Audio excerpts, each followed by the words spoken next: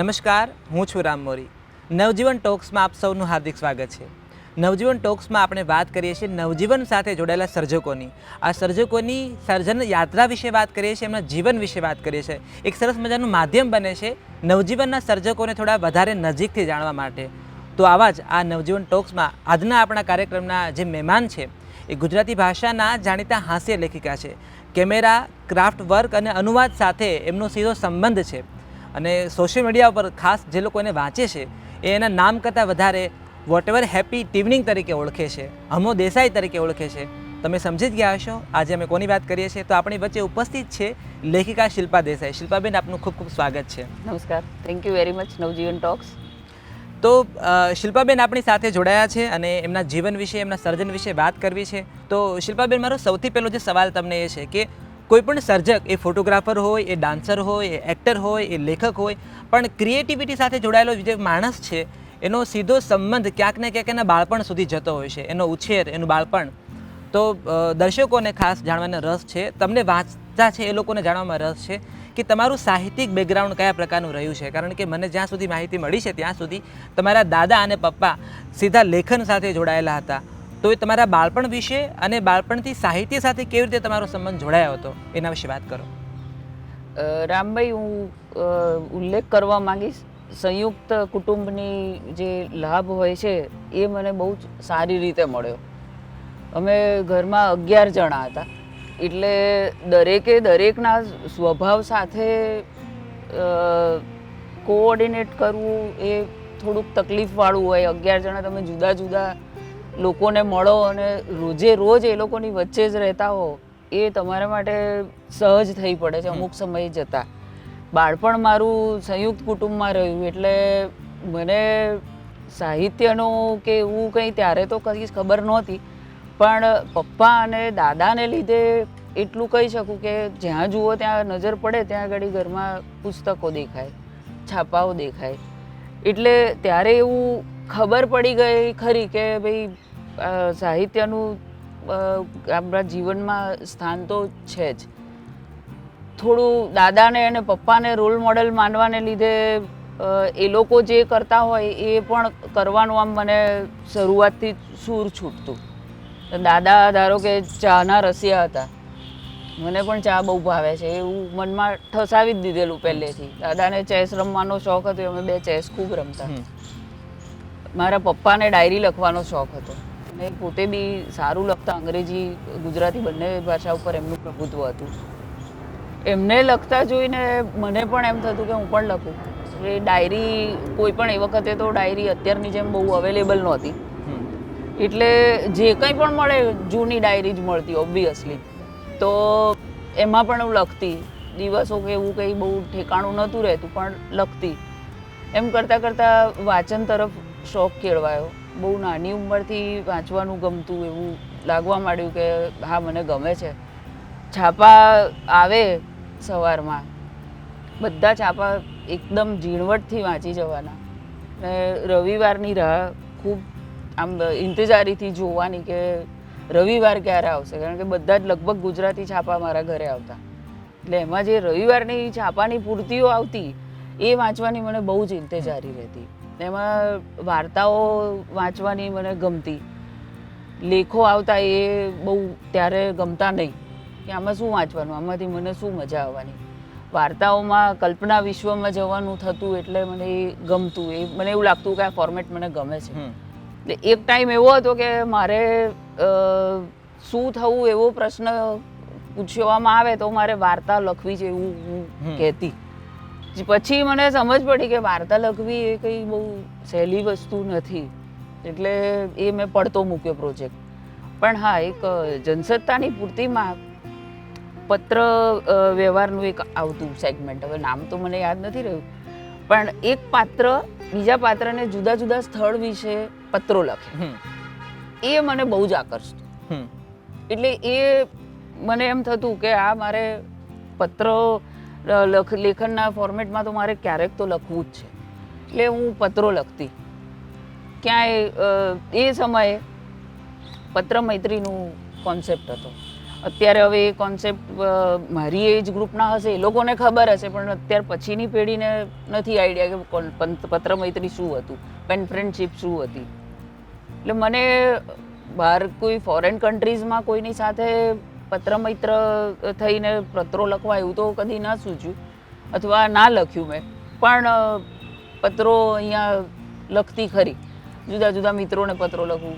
Even મારા લગ્ન પછી મેં મારા પિયરમાં પણ બધાને ઉદ્દેશીને પત્રો લખેલા છે. એટલે એ સ્વરૂપ મને ગમતું ને ધીરે ધીરે એવું થવા માંડ્યું કે બીજું પણ એક્સપ્લોર કરી જોઈએ. એટલે તોય ટ્રાય કરું કે લખું કે ના લખું. નાનપણથી વાંચવાનું તો વાતાવરણ હતું જ, પણ પછી જ્યારે ગુજરાત વિદ્યાપીઠમાં ભણવા જવાનું થયું, કોમર્સ ગ્રેજ્યુએટ થયા પછી પત્રકારત્વનું મેં ત્યાં કર્યું. 2 વર્ષનો કોર્સ હતો.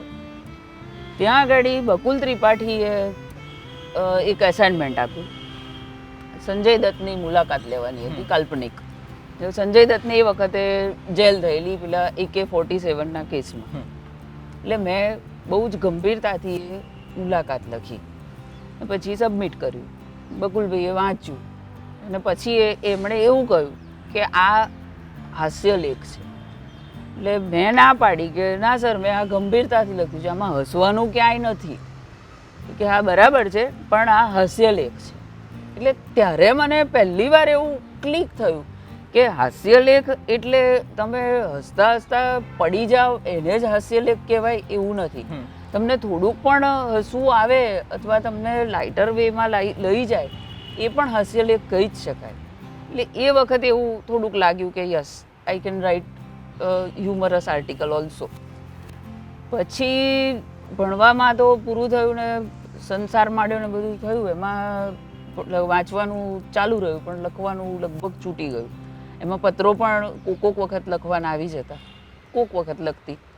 પણ ફેસબુકના આવ્યા પછી જરાક એવું લાગ્યું કે આમાં લખવા જેવું છે, કારણ કે કોઈ જજ નહોતું કરતું. મને કોઈ જજ કરે ને એ મને ગમતું નહીં, કે આણે આવું લખ્યું છે, આણે આવું લખ્યું છે. કમ્પેરિઝન મને ગમતી નહીં.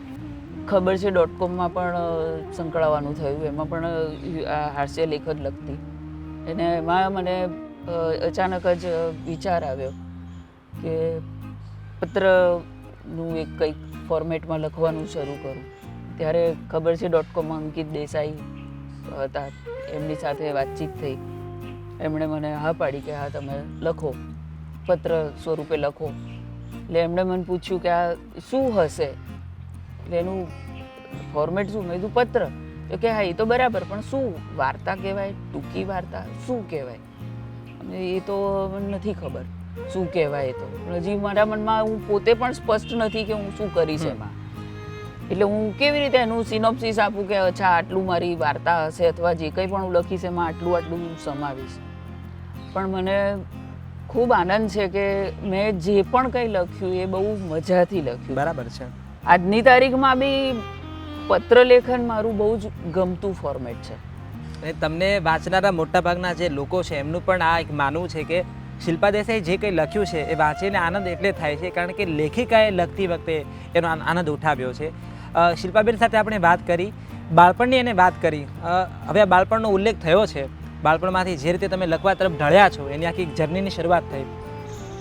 તમારા પપ્પા તુષાર ભટ્ટ જાણીતા પત્રકાર, તમારા દાદા શંકરલાલ ભટ્ટ એક જાણીતા લેખક. તો આ કેવું છે કે બાળક, નાનું બાળક એકદમ જોવે કે પપ્પા લખી રહ્યા છે, દાદા લખી રહ્યા છે, અને એક લખવાની આખી જે પ્રોસેસ છે એનું કંઈક સાક્ષી રહ્યું હોય બાળક. પછી ધીમે ધીમે એક ખબર નહીં, ધીમે ધીમે બાળકના મનમાં આ વાત ભેગી થતી હોય. પણ આજે જ્યારે લખી રહ્યા છો ત્યારે તમારા લખાણમાં, એ લખવા પ્રત્યેની તમારી નિષ્ઠામાં તમે તમારા દાદા શંકરલાલ ભટ્ટને ક્યાં જુઓ છો અને પિતા તુષાર ભટ્ટને ક્યાં જુઓ છો? તમારા સ્વભાવમાં, તમારા વર્તનમાં અને લેખનમાં દાદા ને પપ્પાની ક્યાં જગ્યા તમે જુઓ છો? મારા પપ્પાનો સ્વભાવ બહુ લાંબો સમય દુઃખમાં રહેવાનો નહોતો. મને લાગે છે કે એ મને વારસામાં મળ્યો છે કે હું લાંબો સમય બહુ દુઃખી નથી રહી શકતી. દુઃખ થાય છે મને, પણ હું બહુ વ્યક્ત કરી દઉં એક વખત પાછી હું નોર્મલ થઈ જાઉં છું બહુ ઝડપથી.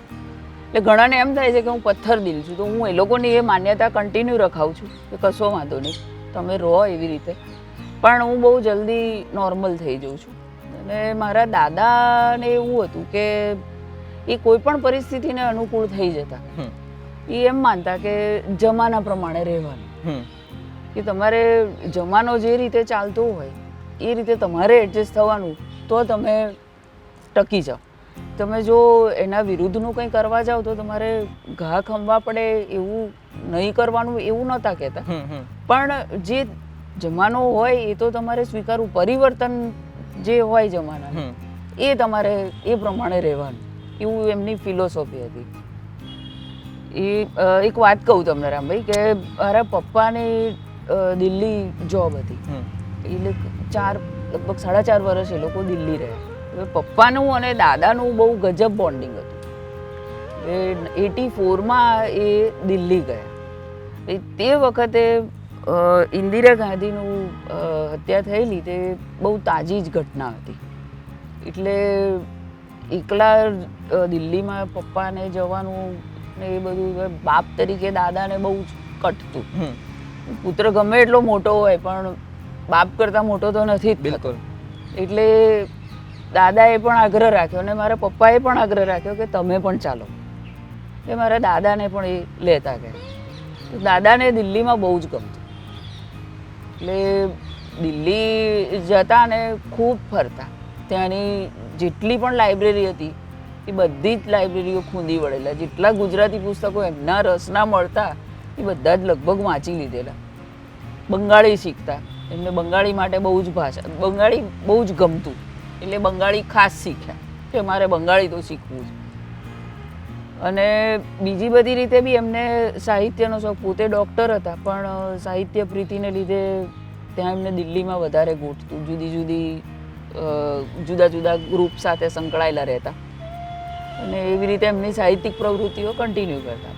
હું દરેક વેકેશનમાં જતી. અમે લોકો, હું ને મારો ભાઈ અહીંયા અમદાવાદ રહીને ભણતા.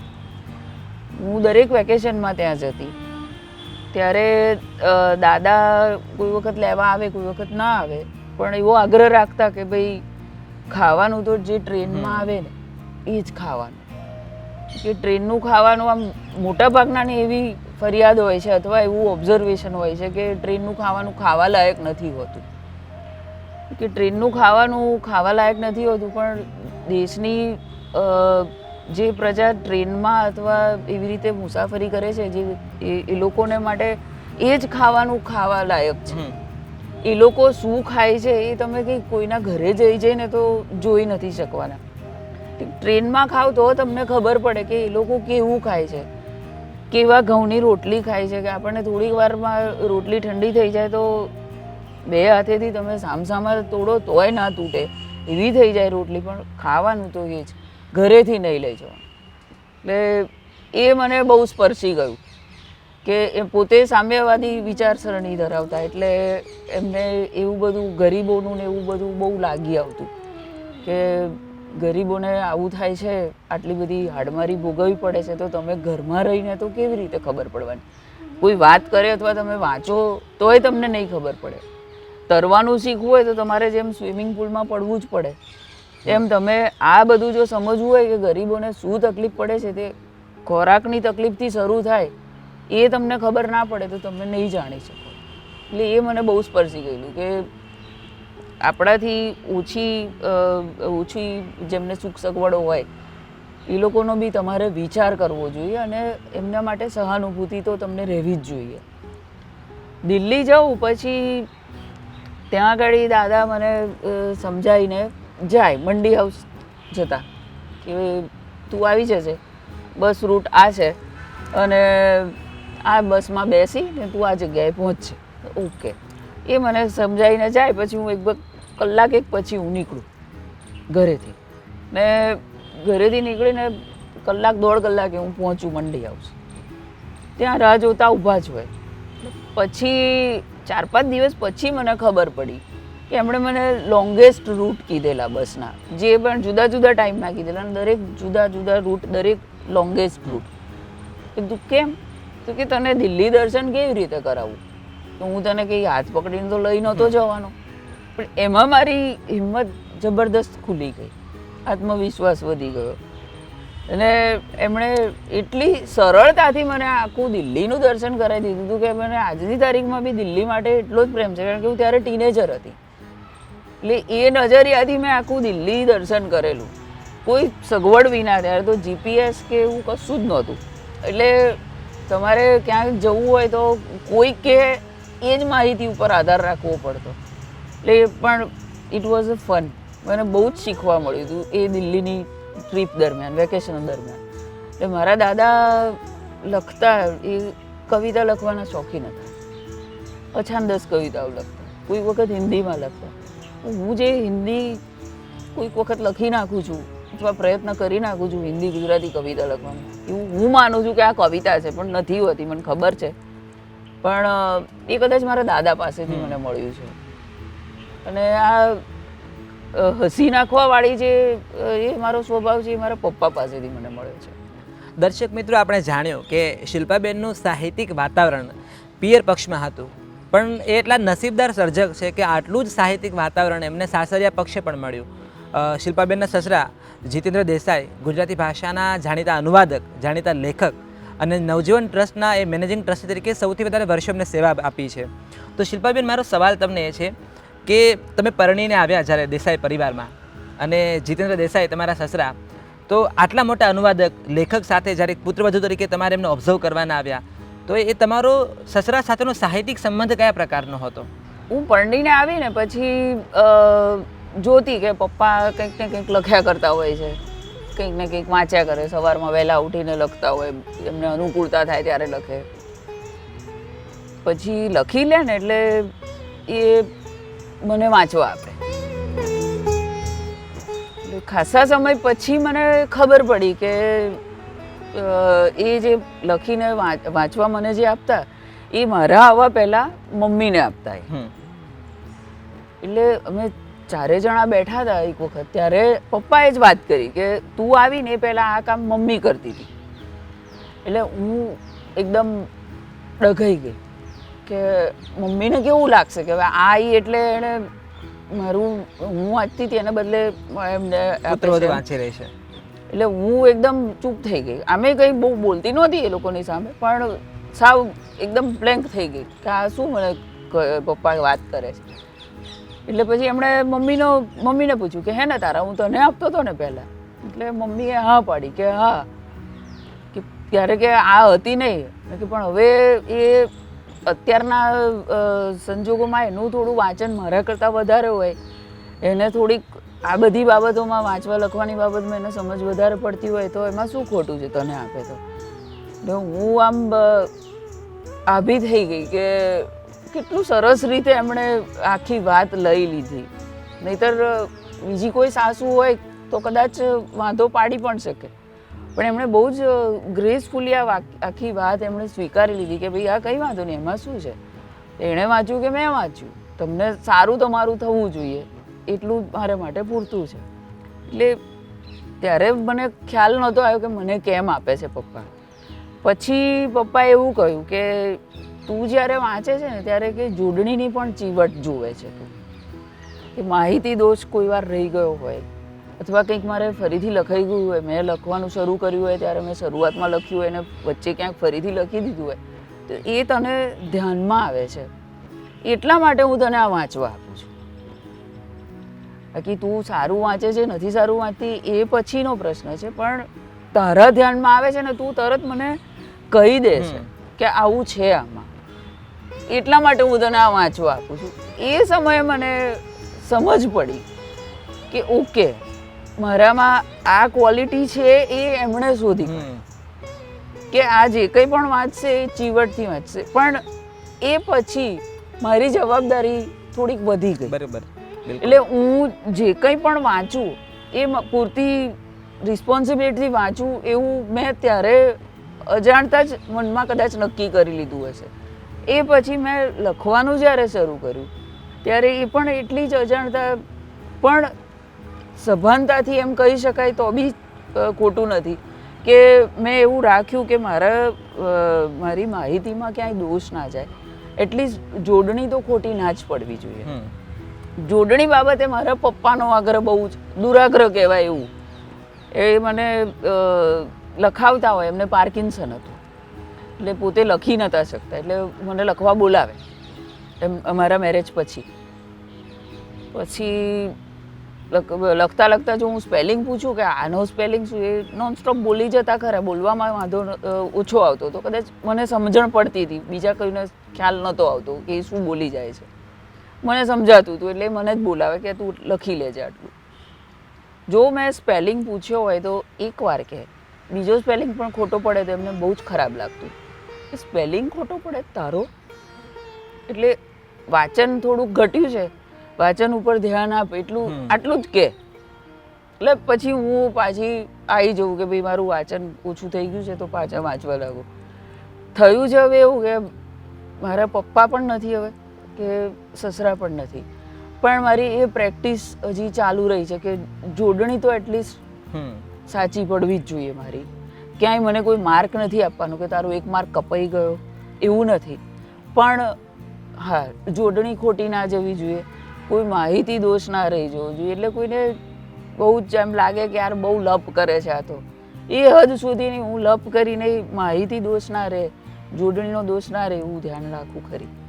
એટલે શિલ્પાબેનને સાસરી અને પિયર બંને પક્ષે આ રીતે સાહિત્ય વારસામાં મળ્યું છે એમ કહું તો ચાલે. પણ દર્શક મિત્રો, મારે એક વાત તમને ખાસ જણાવી છે કે આપણે જે લેખિકા શિલ્પા દેસાઈની વાત કરીએ છીએ ને, લેખન સાથે સાથોસાથ કેમેરા સાથે પણ એમનો એક અલગ સંબંધ રહ્યો છે. કેમેરા સાથે એ કહેવાય ને, એ એક શિષ્ટ શૈલીમાં કહું તો પુરસ્કૃત કેમેરા આર્ટિસ્ટ એમ કહું તો ચાલે, ફોટોગ્રાફર છે શિલ્પાબેન. ગુજરાત રાજ્ય સરકારનું જે લલિત કલા અકાદમીનો જે પુરસ્કાર છે ફોટોગ્રાફી માટે શિલ્પાબેનને પ્રાપ્ત થયો છે. તો શિલ્પાબેન, મારો સવાલ તમને એ છે, કેમેરા સાથે તો તમારો પરિવાર આખો જોડાયેલો છે અને તમને વારસામાં પણ કેમેરો મળ્યો છે, તો કેમેરાની નજીક જવાની આ જે ઘટના છે તમારા લેખનની સાથોસાથ એ કેવી રીતે બની અને કઈ રીતે તમારા પરિવાર સુધી કેમેરો પહોંચ્યો? અગેન હું અહીંયા મારા પપ્પાને જ ક્રેડિટ આપીશ કે પપ્પાને ફોટોગ્રાફીનો બહુ શોખ, એટલે એ વિક્રમ દલાલ પાસે શીખવા જતા. મેં વિદ્યાપીઠમાં જર્નાલિઝમ ભણવાનું શરૂ કર્યું ત્યારે સંયોગ એવા સર્જાયા કે મારે પણ શીખવા જઈ શકાય એવું થયું કે વિક્રમ દલાલ પાસે જ જવું છે મારે પણ શીખવા. ત્યારે વિવેકને અમે લોકો સાથે ભણતા, એટલે એણે કહ્યું, રેકમેન્ડ કર્યું કે જવાય તો આમની પાસે જ. એટલે પછી એમની પાસે જ ગઈ હતી શીખવા. કેમેરા વિવેકનો હતો, એટલે મને કેમેરા જોઈને મને કાયમ એમ થાય કે યાર આટલા સરસ મોટા કેમેરા સારો હોય ને તો સારા ફોટા જ પડે. ફોટા પાડવા માટે વિઝન જોઈએ, એવી ત્યારે વિઝન નહોતું. એટલે હું એમ જ માનતી કે સારો કેમેરા હોય ને તો હું ફોટા સરસ જ પાડું.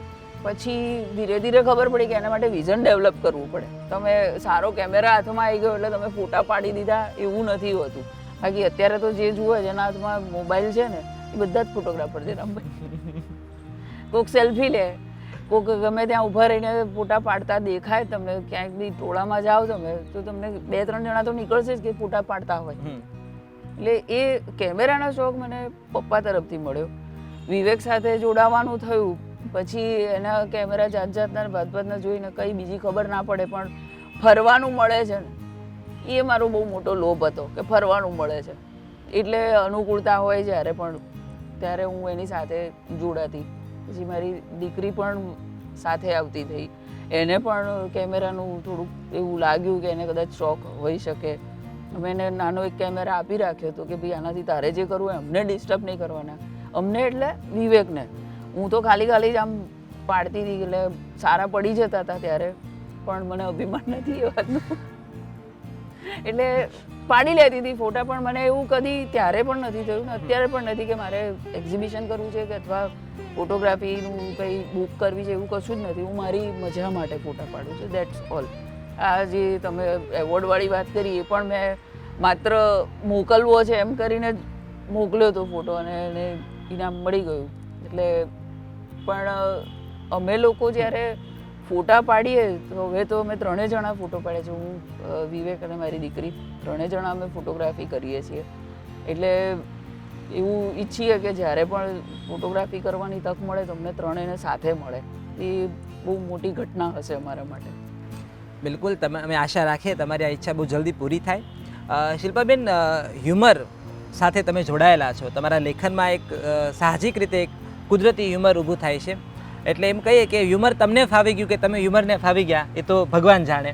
પણ ગુજરાતમાં બહુ બધા સાહિત્યિક આ એક મતમતાંતરો હોય છે. વિવેચકો પણ માને છે કે હાસ્ય લેખિકાઓ તો આંગળીના વેઢે ગણાય એટલી પણ નથી.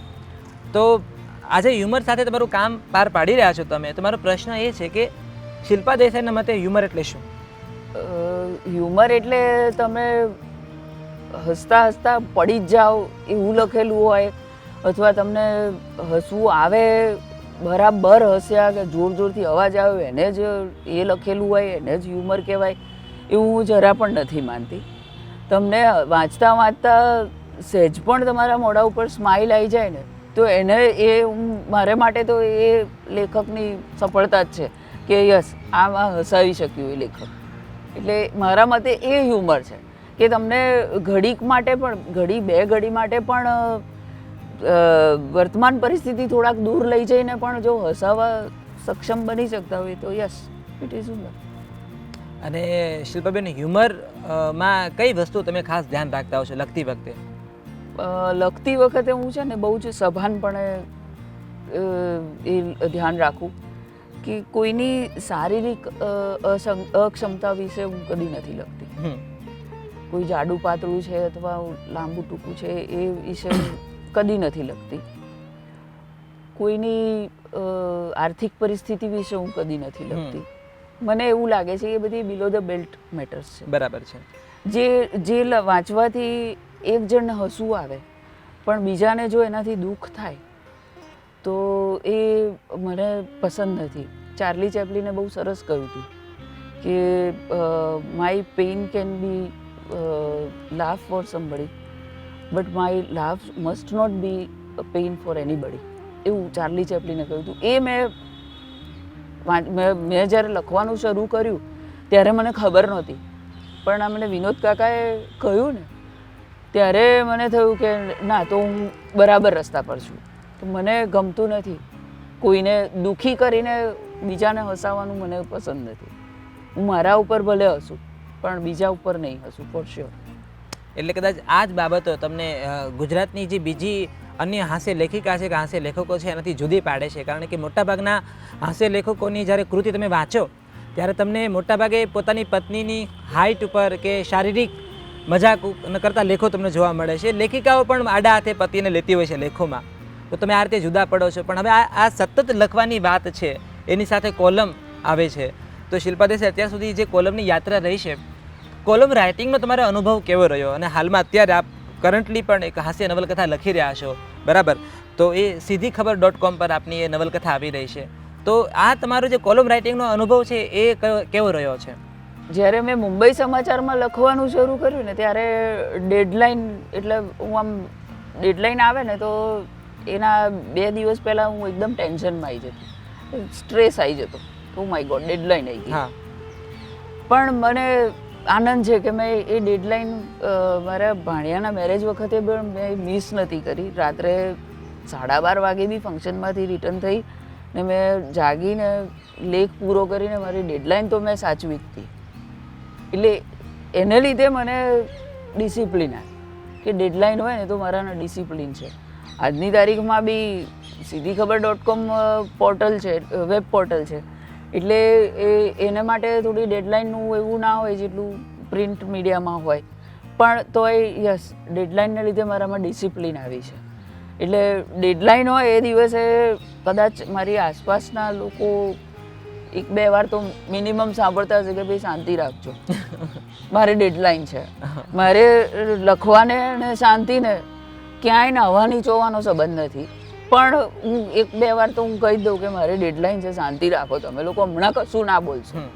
ઇનફેક્ટ કોઈ બોલતું ના હોય ને તો હું કશું જ ના લખી શકું. મને સતત આજુબાજુમાં અવાજ જોઈએ કે કંઈક સંભળાતું હોવું જોઈએ. એમાં મારું ધ્યાન નથી હોતું પણ મને કંઈક જોઈએ. મે બી બિકોઝ ઓફ બાળપણ મારું જે સંયુક્ત કુટુંબમાં હતું એને લીધે કદાચ હોય કે વાંચવા લખવાના વખતે બી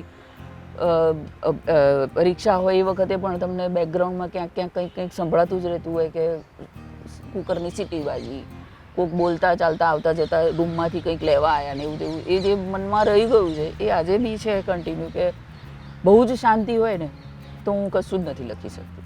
એના માટે મારે હિલ સ્ટેશન પર જવું એવું મારા માટે નથી, પણ હા અવાજ થોડો જોઈએ, કોલાહલ જોઈએ તો હું લખી શકું. ઓકે, તો આ જે કોલમ રાઇટિંગ તમે સાચવી અને નિયમિત લખતા ગયા અને એમાંથી તમારું પહેલું પુસ્તક ત્યારે લખીશું જે આવ્યું, તો આ સરસ મજાના હાસ્ય નિબંધો જે બધા લોકોને ખૂબ ગમ્યા, ખૂબ વાંચી રહ્યા છે લોકો અને વખાણી રહ્યા છે, નવજીવન ટ્રસ્ટ દ્વારા આ પુસ્તક પ્રકાશિત થયું. તો શિલ્પાબેન, મારો પ્રશ્ન એ છે કે આ પ્રથમ પુસ્તક ત્યારે લખીશુંનો એક્સપિરિયન્સ કેવો રહ્યો અને એ જે બધા હાસ્ય નિબંધો છે એમાંથી તમને ગમતા નિબંધો કયા છે? જી, આવા 102 લેખો છે જે મારા ગમતા જ છે. બરાબર છે. એટલે એનું પુસ્તક આવશે, તમે એની તૈયારી રાખજો.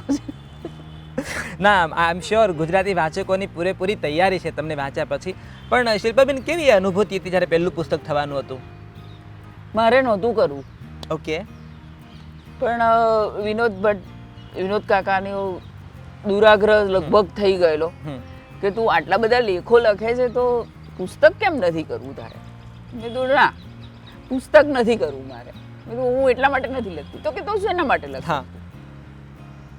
એ ખબર નથી, પણ હું પુસ્તક મારે નથી જ કરવું. પછી એમણે મને આનંદ છે કે ભાઈ મારા બધા જ લેખો એમણે વાંચેલા છે. આ જે 32 છે એ એમણે વાંચેલા છે, એટલા માટે મેં આ 32 સિલેક્ટ કર્યા છે. એમના ગયા પછીના બી છે પણ એ એમાં નથી, એ પછીના કદાચમાં આવશે. એટલે એ મને પાછળ પડી ગયા કે કરવું જ પડશે તાર પુસ્તક. વિવેકને કે ભાઈ આને કહે ને તું. એટલે વિવેક એમ કે મેં તો છૂટ આપી જ છે ને, કરવું હોય પુસ્તક તો આપણે ક્યાં ના પાડી. એટલે પછી એક વખત એવું બોલ્યા વિનોદ કાકા કે હું જઈશ પછી કરીશ. એટલે એ ઘડીએ મને બહુ જ ખરાબ લાગ્યું કે અરે રે આવું કહ્યું મને કાકાએ. એટલે એ વખતે મેં નક્કી કર્યું કે સારું હું પુસ્તક કરીશ બસ. પછી નવજીવનની બધી પ્રોસિજરમાંથી પસાર થયું પુસ્તક, બધા લેખો મારા, અને કન્ફર્મ થયું કે ભાઈ yes Navjivan will do this. એટલે મેં એમને વાત કરી જઈને કે મારું પુસ્તક થઈ રહ્યું છે, પણ મારી કમનસીબી એટલી કે મારું પુસ્તક જોવા રહ્યા નહીં. એટલે મને હજી પણ એ વસવસો છે કે હું એમને પિતા તુલ્ય જ ગણતી હતી. મારા પિતાએ કે મારા સસરાએ તો મારું પુસ્તક ના જોયું, અથવા કદાચ એમને માહિતી પણ, એટલે એવું કદાચ એમને મનમાં પણ નહીં હોય કે હું આવું કશું કરીશ, આવું લખી શકીશ કશું, એવું એમને કદાચ વિચાર્યું પણ નહીં હોય. પણ જેણે વિચાર્યું હતું એ પણ મારું પુસ્તક જોવા ના રહ્યા, એવું મને વસવસો જીવનભર રહેશે ખરો. તમે બહુ સંવેદનશીલ આખી એક વાત કરી છે, બહુ સંવેદનાત્મક આખી રજૂઆત છે કે વિનોદ ભટ્ટનું પ્રેરક બળ આ પુસ્તક થવા માટે સાબિત બન્યું છે. અને આવી જ સંવેદનાઓની વાત કરનાર શિલ્પા દેસાઈ અચાનક અજાણ્યા લાગે છે એ લોકો માટે જેમણે એવું માની લીધું છે કે માત્ર હ્યુમર લખે છે. અને બહુ મોટા ભાગના આવા વાચકોની એક આખી આ ભ્રમણા તૂટી ગઈ જ્યારે એમનું બીજું પુસ્તક @પોસ્ટ લાગણીની અક્ષરયાત્રા, આ પુસ્તક પ્રકાશિત થયું અને એ પત્ર નવલકથા જ્યારે લોકોના હાથમાં આવી. શિલ્પાબેન, આ પત્રો બહુ જ જુદા છે. આ પત્ર નવલકથા વાંચીએ ને ત્યારે એકદમ સંવેદનાભર આખા બધા પુસ્તકોનું તમે દરેક લેખો તમે જુઓ, એવી ઝીણી ઝીણી જીવનની વાતો છે, સંબંધોના એવા સરસ મજાના આમ જે કે ને ગડમથલો ઉકેલી છે. તો અચાનકથી આ જે શિલ્પા દેસાઈનું વર્ઝન આવ્યું ને આમ બહુ સરપ્રાઈઝ હતું અમારા માટે. તો આ પુસ્તક કેવી રીતે આવ્યું અને આ પત્ર નવલકથા કરવાનું મનમાં કેવી રીતે બંધાણો, ગઢ કેવો બંધાણો? મેં તમને પહેલા કહ્યું ને રામભાઈ કે પત્ર લેખન મારું બહુ ગમતો પ્રકાર છે. બરાબર છે. એટલે મને ફરીથી અહીં અંકિત દેસાઈનું યાદ કરીશ. અમે લોકો વાતચીત કરતા તો એ પત્ર સ્વરૂપે કરતા. એને પણ એ ગમતું કે આ પત્ર મજા આવે છે આ રીતે લખવાની. એમાંથી મને સ્ફુર્યું કે વાય નોટ આમાં જ કેમ આપણે આગળ કંઈ ન લખીએ.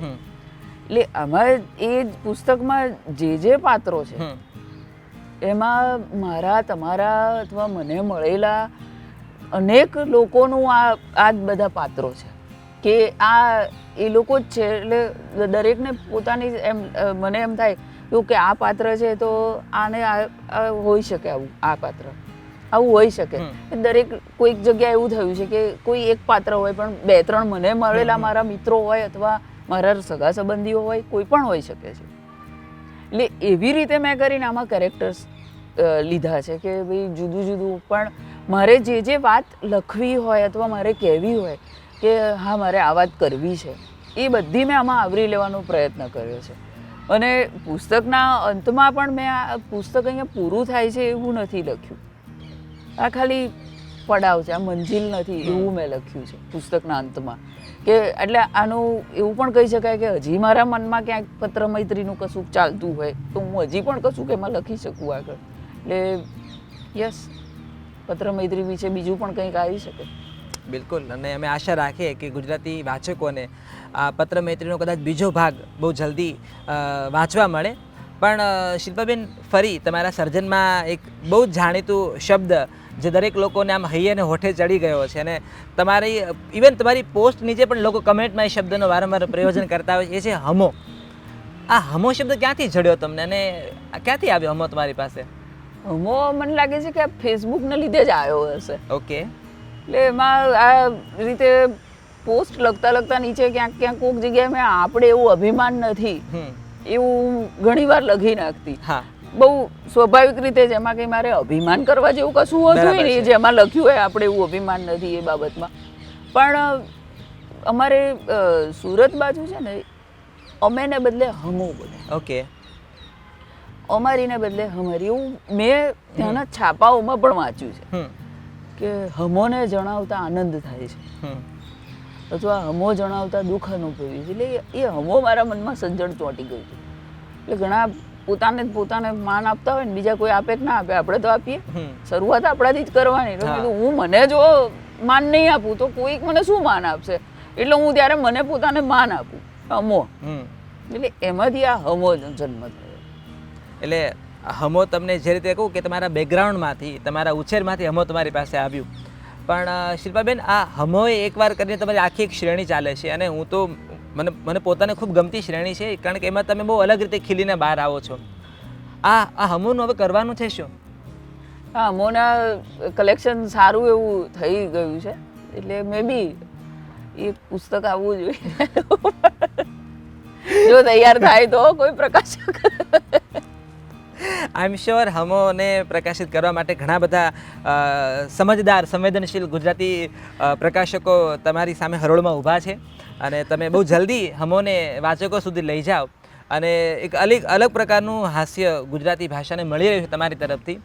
તો શિલ્પાબેન, હાસ્યમાં તમને ગમતા આઈડિયલ એવા સર્જકો કયા, જેને વાંચીને તમને પ્રેરણા મળતી હોય, કે જેને વાંચીને તમને થાય કે ના, હું રિચાર્જ થઈ જાઉં છું? દરેક સર્જક પાસે એવા ગમતા સર્જકો હોય છે.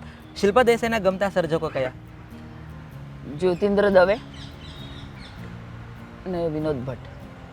અને તમને એવું કોઈ કહ્યું છે કે તમારા લેખનમાં ક્યાંક ને ક્યાંક જે સહજતા છે હાસ્યની, એ સહજતા રાવી પાઠકના ગદ્યની સહજતા છે, આવું કોઈ તમને? હા, મને રતિલાલ દાદાએ કહ્યું છે, રતિલાલ બોરીસાગરે, કે એમની લાગે છે એ કુળનું લાગે છે. પણ મને ખ્યાલ નથી, મેં બહુ એમને વાંચ્યું નથી, મેં એમનું લખાણ વાંચ્યું નથી, એટલે હું સંમત છું કે નથી એ ખબર નથી. પણ એમણે કહ્યું છે તો ફાઇનલ હશે જ એવું.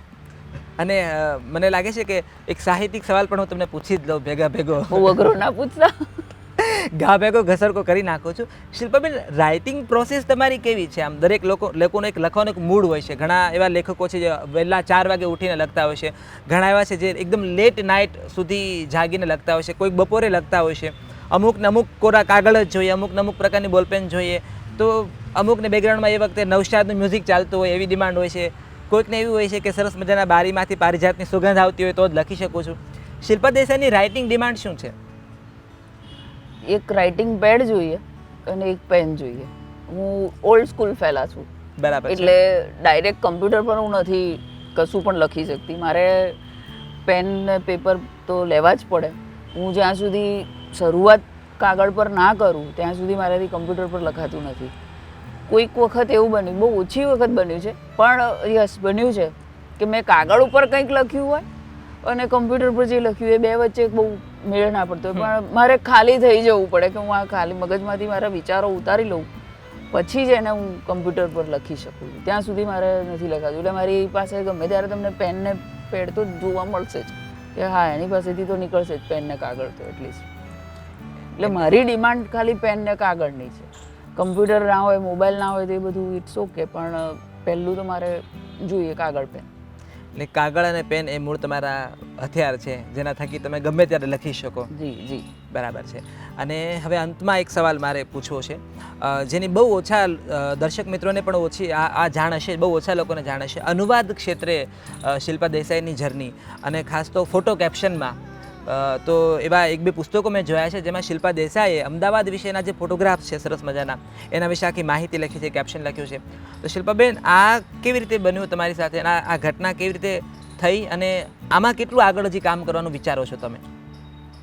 પહેલાં છેલ્લું જે પૂછ્યું ને એનો જવાબ આપી દઉં કે આમાં મારે કંઈ નથી કરવું.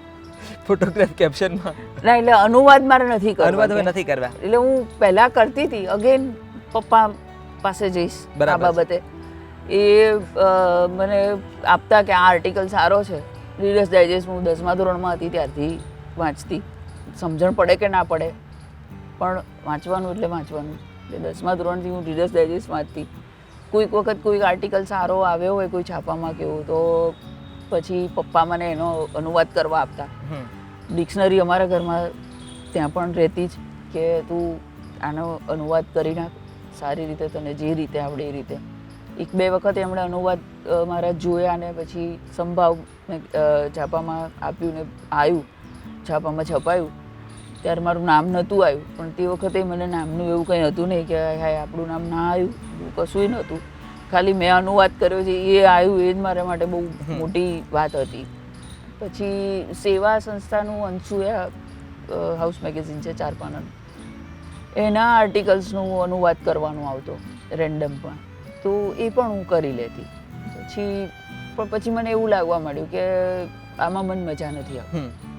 હું બહુ સ્થિર એક જગ્યાએ હું નહીં બેસીશ. અનુવાદ કરવો હોય તો એના માટે સ્થિરતા જોઈએ, જે મારામાં નથી. એટલે એમાં આપણે પેન નીચે મૂકી દીધી કે આ મારથી નહીં થાય. કરી નાખું છું એ વસ્તુ અલગ છે, પણ હું બહુ એના ઉપર હોતી નથી કે yes I will do that. હું નથી કરતી અનુવાદ. અને ફોટો કેપ્શન વાળી વાત, એ મને એમ જ સૂઝી આવે છે. પેલું બધા કહેતા હોય છે ને મોટા મોટા લોકો, હું નથી કરતી પણ કોક કરાવે છે, એના જેવું છે. એ મારી પાસે કોક લખાવડાવી દે છે, હું નથી કરતી. એક પરમ શક્તિ આવીને તમારી પાસે ફોટો, એ પરમ ચેતના, દિવ્ય ચેતનાને વંદન. આઈ એમ શ્યોર તમે આવી જ રીતે સુંદર મજાનું ફ્રેશ કોઈ પણ સ્વરૂપમાં લખતા રહો. ગુજરાતી વાચકોને, ગુજરાતી ભાવકોને તમારું લેખન મળતું રહે. શિલ્પા દેસાઈ દ્વારા લખાયેલા બંને પુસ્તકો ત્યારે લખીશું શું અને @પોસ્ટ લાગણીની અક્ષરયાત્રા, આ બંને પુસ્તકો નવજીવન ટ્રસ્ટ દ્વારા પ્રકાશિત થયા છે. આ બંને પુસ્તકો આપ નવજીવનની વેબસાઇટ પરથી પ્રાપ્ત કરી શકો છો. શિલ્પાબેન આપણી સાથે જોડાયા, અને શિલ્પાબેન તમે તમારા બાળપણની વાત કરી, તમારા કૌટુંબિક સર્જનની વાત કરી, સાહિત્યિક તમારી આખી એક યાત્રા અમે માણી, અને લેખન સાથેનો તમારો પનારો કેટલો લાંબો અને કેટલો ઘાટો છે એ પણ અમે જાણ્યો.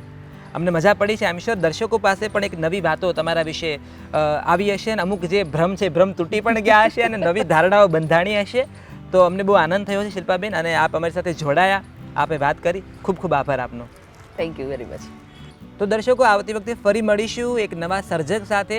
નવજીવન ટ્રસ્ટના એ સર્જકની યાત્રા જાણીશું, એમના લેખન વિશે જાણીશું. ત્યાં સુધી અમને આપો રજા. Thank you so much.